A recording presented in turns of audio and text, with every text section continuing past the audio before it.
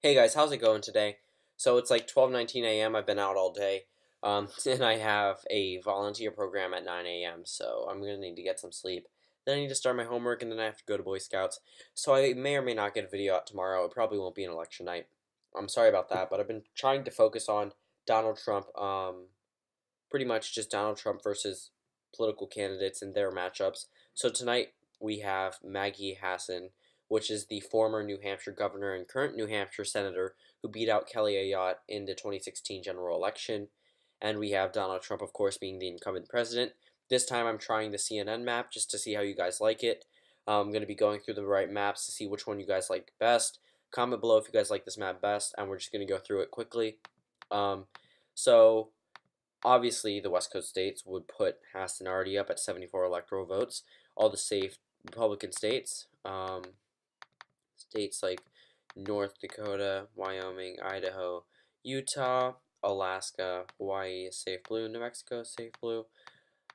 All these states are safe red. Indiana, Mike Pence, South Carolina, Missouri, Iowa, Ohio, Illinois, Virginia, Maryland, Delaware. Sorry, I haven't hit Delaware. I just hit it. New Hampshire would be safe.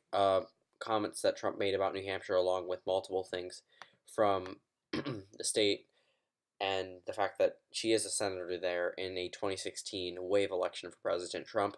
All of Maine, because I think that Maggie Hassan will have more of an appeal to the voters up there. She's from the North, and she's from a neighboring state, and I think she could better appeal to them the same way President Obama did. And I'm told you I'm going to go through this quickly, so I'm going to put up all the states that I think would be safe for not Kristen Gillibrand, for Maggie Hassan. I'm going to give to her now. So Michigan, I said I would start to give to the Democratic candidates unless they're extremely bad candidates. So I think Michigan, I don't think that one could be competitive again. I mean, I've been seeing the numbers. I think that was like in Indiana in 2008. Went once. I don't think it's going again. But it did break the streak for Republicans not being able to win there. In the state of Colorado, that one I think could go to Maggie Hassan. The reason behind that is I think that the weed voters, weed's a main issue there. A lot of the Democratic voters that came out for Hillary Clinton would come out for Maggie Hassan, but I do think she'll be lacking in some key areas. So Arizona and Georgia, both somewhat big Trump states, went for Trump less than Ohio and Iowa did. So I'm thinking that they would be closer, but I still think Trump will carry them along with North Carolina. Florida, I'm not going to touch just yet after the recent hurricane issues, but we're just going to keep going through this. The state of Nevada, I don't think Maggie Hassan has that same Latino vote appeal. I honestly think Donald Trump could do well there. He almost won the state in 2016, and I don't think Maggie Hassan is the candidate to keep it blue.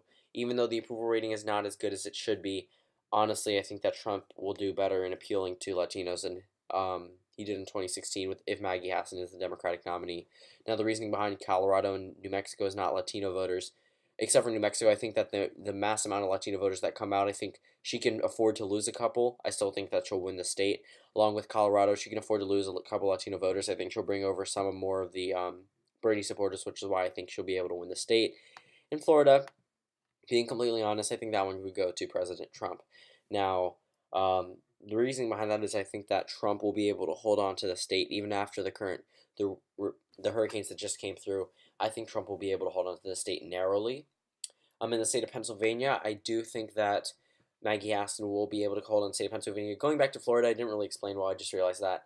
I think that the senior citizen vote, along with more of the vote going to him for Latino voters, I don't think she can appeal to them down there.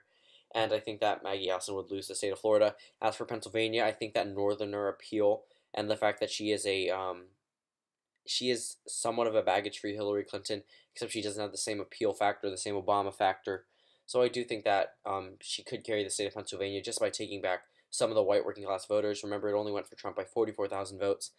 And the final state that was Wisconsin, and I think Wisconsin would go to Maggie Hassan. I think that one would be very close. Honestly, that one could go either way. I think that one's a pure toss-up. But I do think this will be a closer election than in 2016.